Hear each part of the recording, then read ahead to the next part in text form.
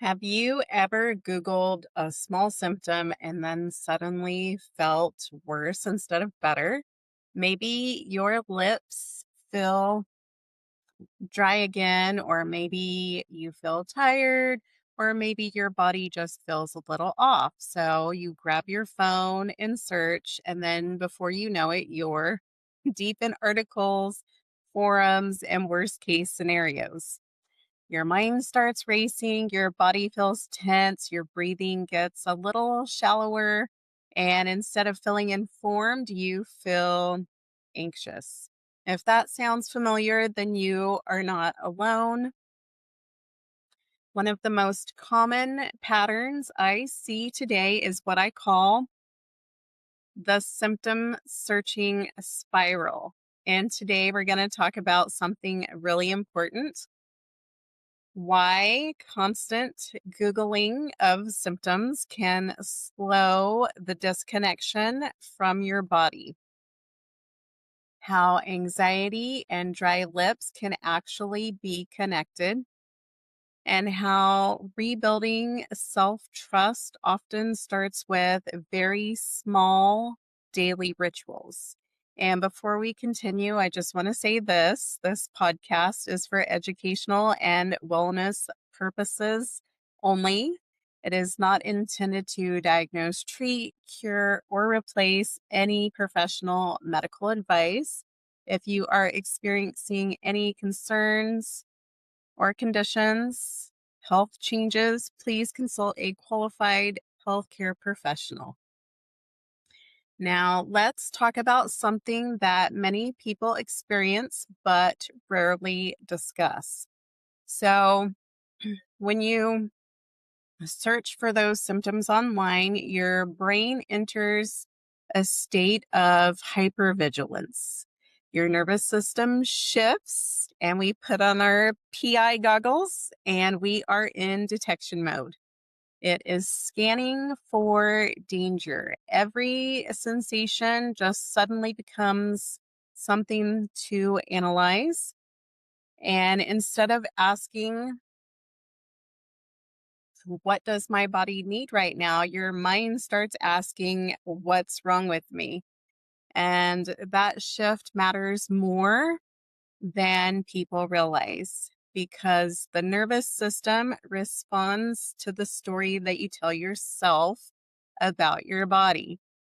So if the story is fear, uncertainty, or mistrust, then your body stays in that subtle stress response.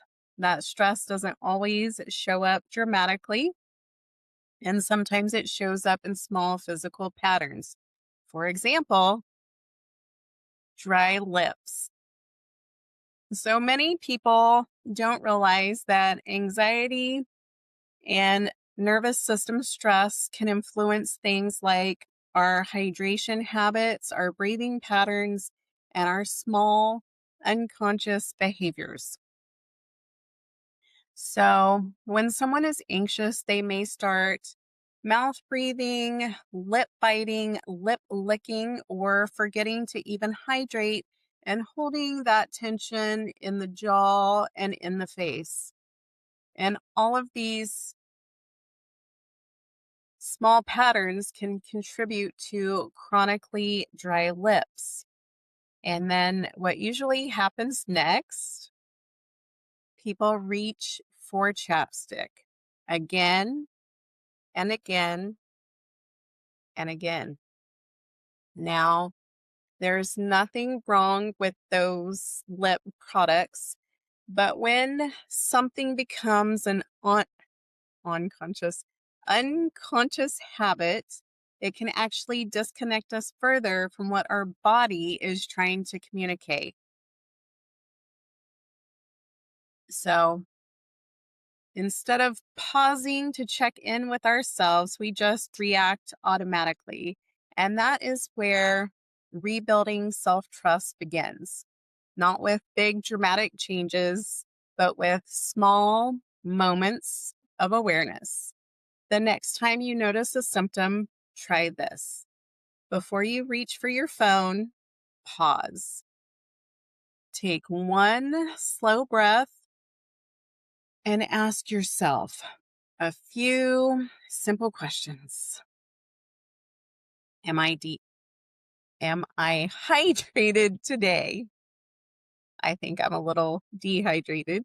Have I been under any stress, right? Because life be lifing. Have I been breathing shallowly? Have I given my nervous system a chance to reset? These questions help you reconnect with your body instead of immediately searching for answers outside of it. And this is exactly where small rituals become powerful. Something as simple as caring for your lips can become a moment to slow down and reconnect with yourself. Instead of mindlessly applying lip balm throughout the day, you turn lip care into a small intentional reset. That is actually how I came up with the idea and the philosophy behind the luxury lip ritual. So, the ritual combines gentle exfoliation with essential oils like lavender, peppermint, and frankincense to create a calming sensory experience. It's not just about lip care, it's about creating those little tiny moments in your day where you pause and breathe and reconnect with yourself. If you'd like to explore the ritual and other wellness resources we've created, you'll find all of those links in the show notes for this episode. So, one of the things that I love the most about aromatherapy is how directly scent connects with the brain. Scents, scents, scent signals travel straight to the emotional center of the brain. And this means that certain essential oils can gently influence relaxation, emotional balance, and calm. And then when we pair those sensory moments with intentional self care, then something powerful begins to happen. Our nervous system starts to feel safe again. And when our body feels safe, symptoms often feel less overwhelming. Before we close today's episode, I want to leave you with something simple that you can try tonight. The next time you notice yourself reaching for your phone to Google a symptom, I want you to pause, take 3 slow, deep breaths. Inhale through your nose and hold it, and exhale and inhale and hold it and exhale and inhale, hold it and exhale.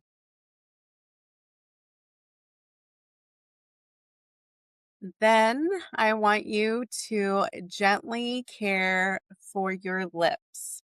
Use that moment as a reset. That small shift can interrupt the spiral, reminding your nervous system that you are safe. Sometimes rebuilding self trust is something very small, even something so simple as the lip ritual. If you enjoyed today's episode, make sure that you subscribe, leave a review, and share this podcast with someone who also might need this reminder. You've just listened to AJ's EO Infusions Essential Wellness Podcast with your host, Janice Story, where wellness becomes a ritual, not another thing on your to-do list. And until next time, take a deep breath, trust your body, and keep glowing.